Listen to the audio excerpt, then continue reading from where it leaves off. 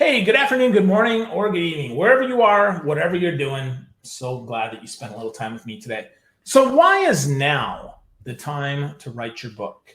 Well, today, Liza Garcia is going to talk to us about why now is the time. She's the author of the recently released 90-Day Author. She's a former tech CEO. She founded one of the first telecom professional services firms in the US when she was, get this, 27 years old. She brought the company to market. She built offices in Seattle and Portland, and then sold it and moved into publishing in 2014. She's got a lot of great stuff that we're going to talk about today. Just so you know, she's the mother of two daughters, 13 and 15, part of the Smile Ministry, City Life Church in Tampa, and has devoted her life to her family and her church. She ran a full marathon. She golfs. She plays the violin, piano, and get this, she's a USTA tennis maniac. So I'm super jacked that she's here. What's up, Liza? How are you? Oh, I'm great. I'm not playing enough tennis, I can tell you that. But I'm doing great. I know. We'll get there. Yeah. Thanks, Bill. Hi, good to see you. It's good to see you too, my friend. So cool. So, hey, I love the name of your company is Now Publishing, but let's talk about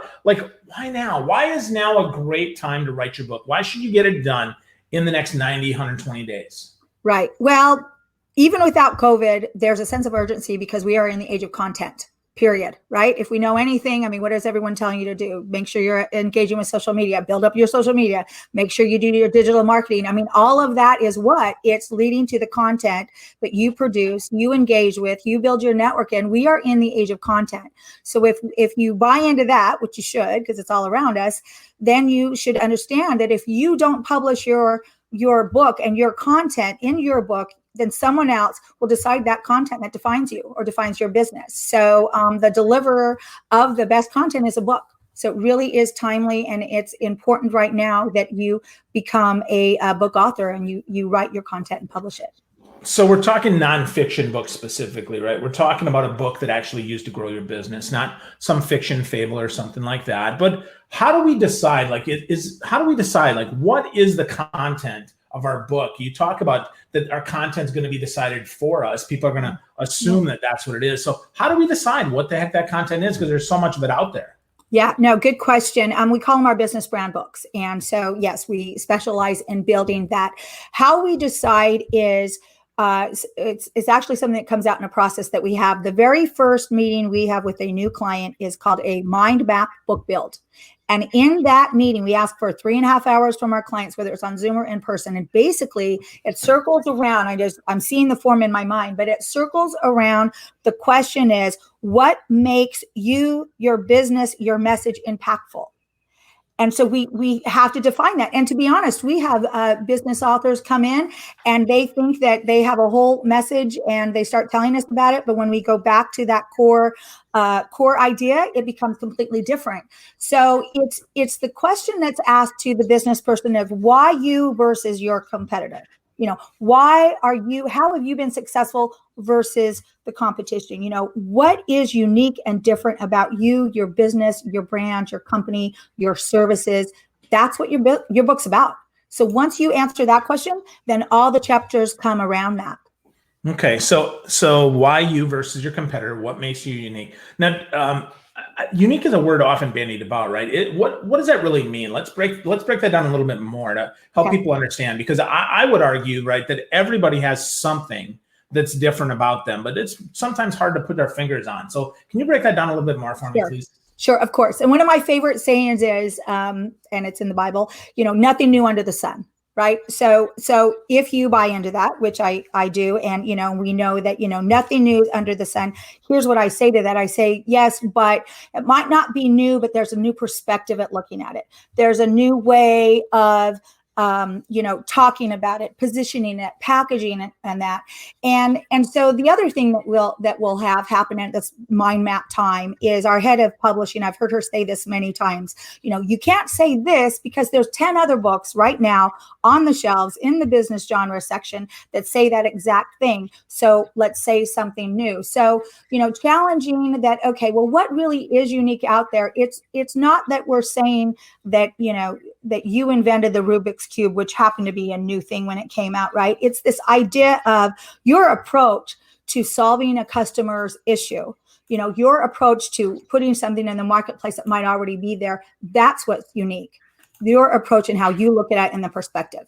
So we really, net it out, because there is tons of competition in the publishing world, as we know. I think it's every 5 minutes an ebook is uploaded. I mean, it's crazy competition. And who's our competition? Amazon. Now publishing as great as we are and all of that. I mean, are you kidding me? Are we ever going to rank higher than Amazon? Right. So it's more about that part. And then also the other idea is that even though things might not be brand new, a lot of us, especially those who have been in business for a while, we want to keep those fundamentals in front of us. We need to remember that, asking for help as just a basic 101 thing, is something that maybe we should do when we're struggling with a business issue.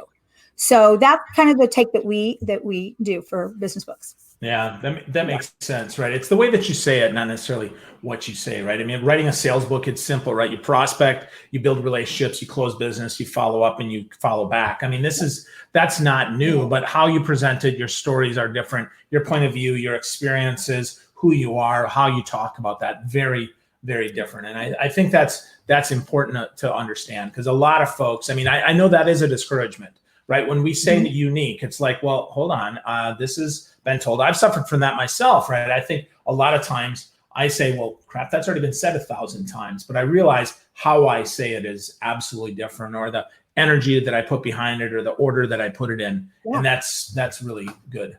Yep. Really good. So cool. So let's talk about your journey a little bit, because I think it's helpful, because you weren't always a writer, right? You started a business. So when you started that business, I mean, did you have any idea that you were ever going to write a book?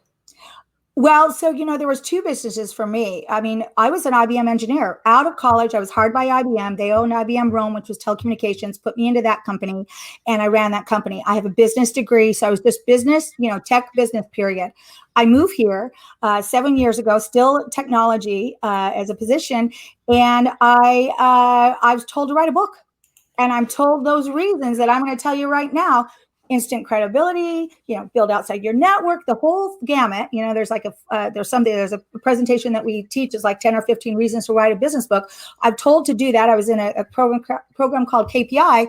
And the next thing I know, I've written my book, Never Drink Coffee During a Business Meeting, some of it a play, because Starbucks was one of my clients. And I'm thrust into the world of publishing.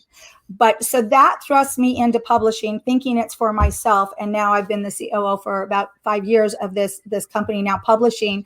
And I see the value. And now I'm 3 books in, 2 of them I co-authored into publishing. But I'll tell you, the beautifulness of the writing of my books are done from editing, for sure. So I'm not going to take credit for that. I'm a fairly good writer, but I don't have that writing talent. And so thank goodness we have Shirley Jump. I think of her. That's our head of our writing and editing department.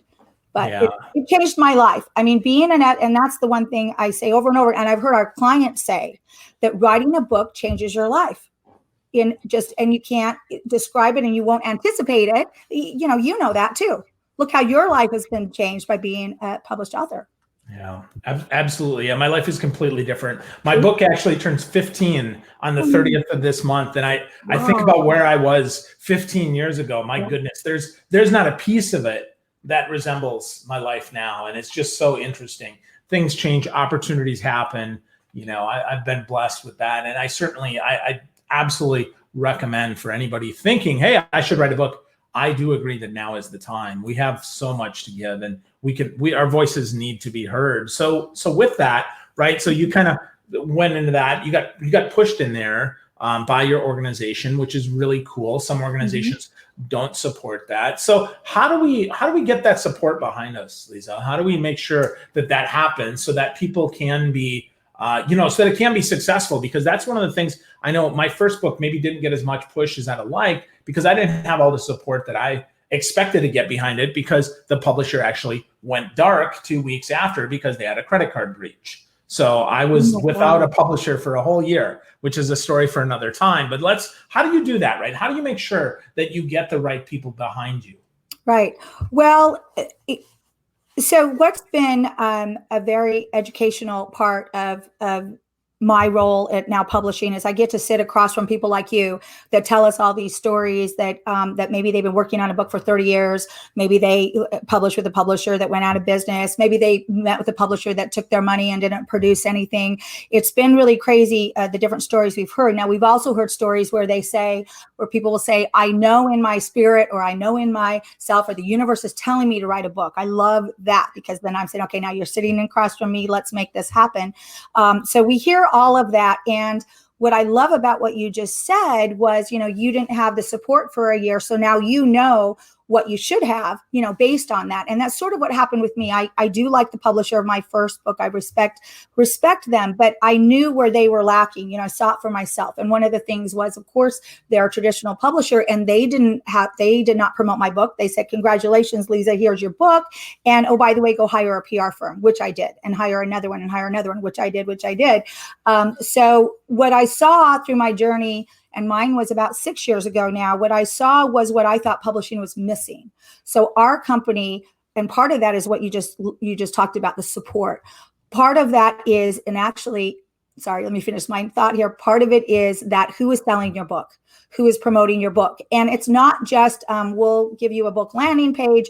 It's actually actively, monthly, weekly, promoting your book in front of those people that are your audience. And for the business brand book, it's actually should be in front of potential clients, period. It's great. Go do a book signing wherever you want and read a little bit of your book in front of a bookstore, but that's not your potential clients. And, a business brand book, and we even say in our company, we guarantee you'll get at least one client, but a business brand book should be in front of and be marketed to your potential clients. That's who you're writing it for. So back to how do you get that support? First of all, if you're listening and to this podcast now and you're saying, I want to write my business brand book, definitely do your homework. Interview and vet publishers to make sure that not only are they talking the right talk and they look good on social media and all that stuff that's really not that really important in the big scheme of things. Make sure they show you a business brand book they wrote. Make sure they give you a client, a business brand client that says, actually, I've gotten 7 or 6 clients, from this book. The proof's in the pudding, just like making sure that your content is authentic. Make sure whoever you work with is authentic. And I think that might be the first answer to how can you make sure you're lined up with the right successful and support that you need. I think the other thing is that when I wrote my book, I didn't know what I was doing. I was writing 10 chapters, and you might have had the same experience, Phil, where, I had all these files all over the place. I didn't know how to put them together. I just knew I needed to write a book. And so I started writing about my journey, as a tech CEO and my mentoring ideas and all this stuff. What I did that was the best thing I did, not even knowing I made the right decision, is I found, fortunately, an amazing content editor. And she was that one that said, all right, this is how we number the chapters together. And this is how we put this book together. And then I was fortunate enough to find a good traditional book publisher. But the support that you need is something that we've done in our company, where we, like I said, we start with that mind map book build, and we take you through the whole process. We give you the expertise of the editing and the expertise of the marketing and the book cover and the images and all of that you need. We impart that knowledge on you. You're not alone, and you can do it. And that's the hardest part. People will say, why can't I write a book? It used to be because I don't have time, but now with COVID, people have time. So that's great. But the second objection was, I don't know how to put my arms around it. It seems like an unsurmountable mountain, right? Yeah. So that's why we do what we do. And we work with our authors weekly author check-ins. I mean, we're the experts, so we should lead a new author. And hasn't always how it's been, or I don't know another company like that, of course. Yeah, no, I that's super interesting to me to hear, because to your point, it is not about getting just your book published. You want to get it sold, and you want to get business off of that. And I think that's a really important distinction, because I'll tell you what, right? You can go to Kindle Direct and you can publish a book tomorrow. I mean, really, you can turn something in a PDF that doesn't take any talent and it doesn't take anything, but that doesn't indicate that you're really a good author. And by a good author, I mean something that's aligned with your brand, something that's aligned with your business, something that's going to help your business grow. It's going to be a business card that you printed on your laser printer at home, as opposed to being a good piece of work that you can stand behind and stand on top of and be part of your platform, be a plank in that platform. Is that one of the things that you're saying as well? Yeah, I mean, it's so important, that idea that, and yes, you can hire people to create space and all of that to self-publish.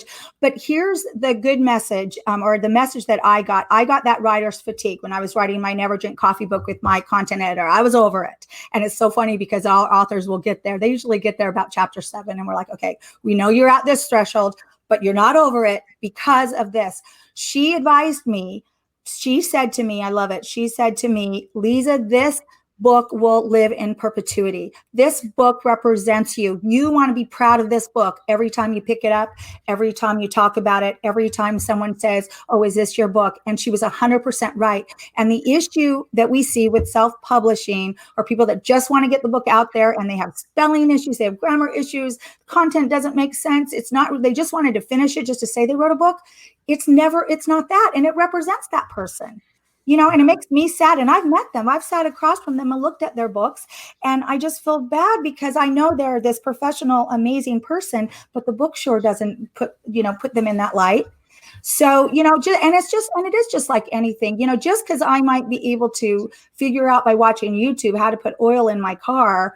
Really, do I know how to do that? I mean, maybe I should. That might not be a good example, but you know what I mean? I mean, no, hire an expert that knows what they're doing to help you. And, that's all of our clients. I mean, I think we've had one client out of about 40 some titles, we might be more than that now, that had a writing background. Most of our clients, they have a business background. They're an expert in that, but they're not an expert in writing and format editing and copy editing and content editing and everything else. So, yeah. No, that makes sense. And that's nice to hear that you don't necessarily have to be a writer to write your book, which is really, really strong. So what's the biggest surprise that people have when they choose to work with your team? Or what's the biggest surprise that you had is in writing your books? Well, surprise. Can I say, I'll answer surprise, but I also want to say what's one of the most fun parts of it. And it's happening right now. Thanks. We have a gal, her book is called Moving into Millions. She is in real estate. She has a radio show. She's a rock star and she's writing a book. She wants it to be a 5-part series. We're like, let's start with book 1. It really is good content, but where we're at in the process with her, and she's just loving it. And it reminded me of this when you said surprise, is she's at the book cover part. And what we do is, it might be a little different than other publishers, but I think we've given her like 70 concepts, a book cover. Now, it's a little excessive, but the concepts kept coming in. We have a team that does these concepts. And so we didn't stop it. Typically we do about 50, but what's fun about it, not only just seeing the different concepts, is it's becoming real. And it really is, as you know, what we tell our clients is it's uphill, and the big push and the most amount of hours you're going to spend initially getting a first draft. And that's your 10 chapters. That's the typical market size of a book, is 10 chapters, about 25,000 words is what is needed. That's the hard part, and the part where you're, working on your chapters with our editors and that whole thing. But once you hit first draft, it's all fun and downhill, and it starts to become reality. And the fun thing, not only with her excitement with the book covers, is that she's seeing another dream that she's had is coming to fruition. Now she can see it. So that's a fun part / surprise. The other part of that, since I'm on this vein, that's one of my favorite days in my job here, is on what happens is when the book's complete, we go to print, and we work with local printers. So we go to print and we give them a galley copy. And the galley copy is the book 100% done. It's the weight of the cover. It's, the spine, the colors, we put pictures in our books. It's all completely done, and it's called a galley copy. We go and get it. We pick up one book off the printer, and we hand it to the author, and that's just their best day. And the idea is that's their very last chance to go through it for like the 100th time, but in person, they make sure it's exactly right before we go to print. So, I do have a fun job that way, because I do get to help people accomplish their dreams. And it is that even in my technology company, I loved my job because it was a project. So Nike was one of my clients. We would take care of a particular building when it was under construction, and we would leave when the person was there using their technology, and it was all good. So that start to finish part of our job is fun in both of these industries. What I will say that's been probably the most rewarding for me to see from my end of it with our authors is just to see where they grow. Like I can think of a client right now that's a business client, and she, her aspirations with the book was to speak more. like the National Speaker Association, and just to get out there. And she was timid about it. And we actually even write and give a professional speech to every one of our book authors. And we wrote her speech, and just to see how strong she has become and who she's become from the first speech that she's given to now, it's very rewarding on that end to see the personal and professional growth of our authors. Awesome. Awesome. That's fantastic. Good stuff there. Lots of good rewards from working with people. You probably learn a lot of different topics as well as their business branded books, which is really cool. But if someone wants to get started today, what is the first step that they should take towards, obviously they could hire you, right? But what's the first step that someone should take if they're considering writing a book and considering being an author? I think that the first step would be, I think if you're really serious about it, what we tell our authors to start at first is we tell them to go to the bookstore, we used to say, but now go online and look in your genre at the books that are there, so that you picture in your mind, my book is going to be right next to these books in my particular genre, or my book's going to be one that's going to be a suggested read, right, for people on Amazon at one day, and see how you can be different and impactful and unique within that genre and within those books, because that's really, like I said, that's really where we start.